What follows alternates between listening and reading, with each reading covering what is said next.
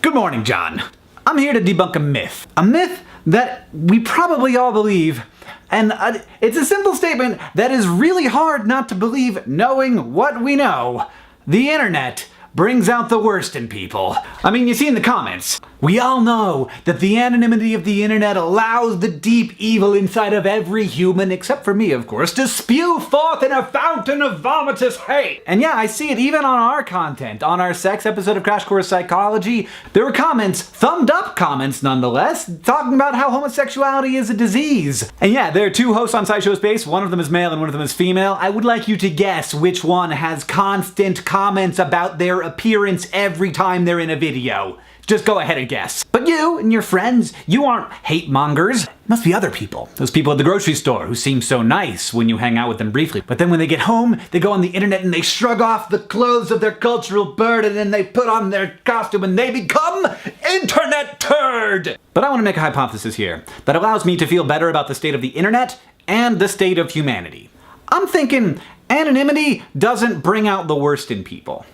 It just brings out the worst people. Imagine, if you will, a D-bag. This person goes on the internet and he says nasty things to people. He's racist and he's sexist. He doesn't have a lot of friends because he doesn't like people, and people also don't like him. On average, he speaks to about 0.02 human beings in the real world per day. In the physical world, this human is entirely invisible. We have no idea they exist. He doesn't want to express his beliefs in the real world because they are unacceptable. Expressing those beliefs makes him and everyone else uncomfortable. But on the internet, he not only gets to express his views to lots of people, those people then engage with him. It's a kind of exercising of power. He gets to get a rise out of people. It's thrilling. It's not scary like doing it in real life would be. It's a rush. This person isn't like a sweetheart all day long and then goes home and becomes a D-bag. He's a D-bag. The reason you don't run into internet trolls in real life isn't because they're normal people with deep evil inside of them. It's because trolls don't talk to people in real life. Because nobody likes them. This is, of course, all of this, by the way, this entire episode is conjecture.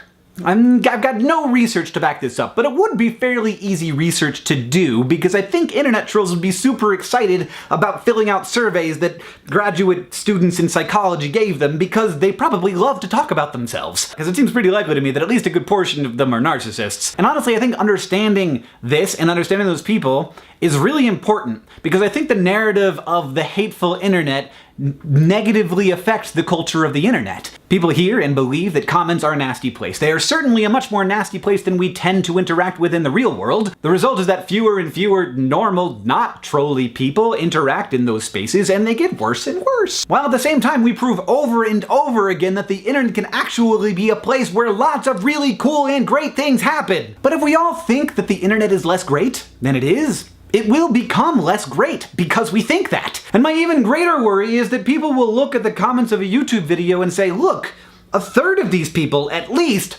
are just terrible. They're bad people. And then by extension, those people will assume that a third of all people are terrible and that all social spaces are hostile and antagonistic, which is very not the case. What we're looking at down in the comments is extreme selection bias. People don't want to comment because it seems like a hostile place, so only hostile people comment. Also, on any YouTube video, you've got a lot of people watching it. Just imagine for a moment that 100,000 people gather in a room. It's a stadium, a very large stadium.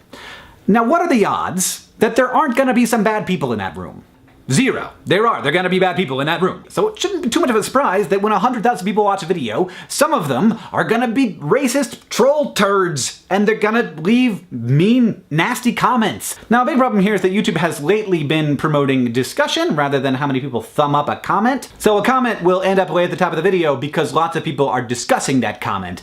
That isn't usually because there's a good discussion happening there. It's usually because that first comment was extremely inflammatory and wrong, and people are arguing about it. That's an algorithmic problem. I don't know if they know about it, but it seems pretty obvious. It's totally feeding the trolls. Like, the whole point of a troll is to try and get discussion because they want to get a rise out of people, they want that rush, and they want some human interaction, which they don't get in their daily lives because mostly people don't like them.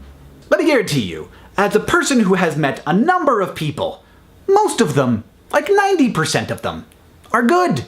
They're good people! Not because culture tells them to be good, not because they're afraid of being found out and they're waiting for that moment where they can be anonymously evil. but because they're people, just like you and just like me. John, I'll see you on Tuesday.